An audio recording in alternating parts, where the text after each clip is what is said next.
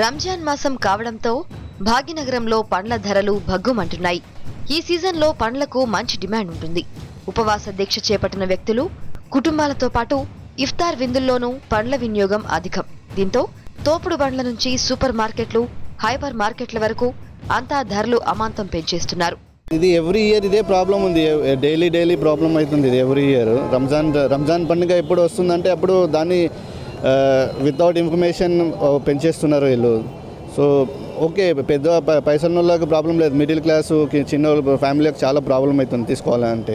గతేడాది రంజాన్తో పోల్చితే ఈ ఏడాది పండ్ల ధరలు రెట్టింపు స్థాయిలో పెరిగాయని పండ్ల వ్యాపారులు చెబుతున్నారు. పండ్ల మార్కెట్లో ఏ పండు ముట్టుకున్నా రేటు అదిరిపోతోంది. ముఖ్యంగా ఇఫ్తార్ విందులో వాడే ఖర్జూరం, దానిమ్మ, అరటి, బత్తాయి వంటి పండ్ల ధరలకైతే రెక్కలొచ్చేశాయి. రంజాన్ నెల ఉంది అని తీసుకోవడానికి వస్తే అసలు ఎంత రేట్లు అయిపోయినాయో.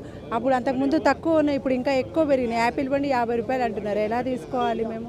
మధ్యతరగతుల్లో ఎలా కొనుక్కోవాలి, ఎలా ఉండాలి, ఒక్క పొద్దులు ఎలా వదులుకోవాలి? ఫ్రూట్స్ లేనిది ఒక్క పొద్దులు వదలలేము కదా మేము, పండగ కాబట్టి.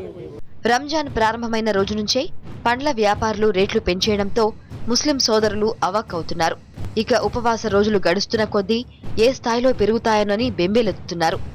పండ్ల ధరలు భయపెడుతున్నాయని కొనుగోలుదారులు అభిప్రాయపడుతుంటే కనీసం పండుగల సమయంలోనైనా కాసింత లాభం లేకపోతే మేము ఎలా బ్రతకాలి అని ప్రశ్నిస్తున్నారు వ్యాపారులు.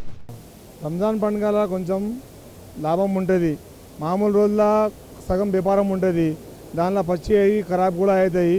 రంజాన్ పండుగల అవి వాళ్ళు వీళ్ళు కలిసి కొంటారు, మనకు కొంచెం లాభం ఉంటుంది, మంచిగా నడుస్తుంది.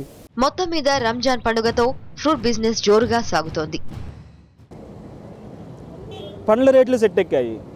జంట నగరాల్లో జంట పండుగలు అలజడి సృష్టిస్తుంటే పండ్ల ధరలు పెంచి వ్యాపారులు పండుగ చేసుకుంటున్నారు. పండ్లు కొనాలంటే సామాన్యులు ఆవేదన చెందుతున్నారు. రంజాన్ పండుగలు ఇఫ్తార్ విందులో ఎక్కువగా ఉపయోగించినటువంటి పండ్ల ధరలు ఏకంగా రంజాన్ మాసంలో ఎక్కువ ధరలు పెరగడంతో సామాన్య ముస్లిం సోదరులు ఆవేదన చెందుతున్నారు. కెమెరా పర్సన్ రవితో కాశీ విశ్వనాథ్, సివిఆర్ న్యూస్, హైదరాబాద్.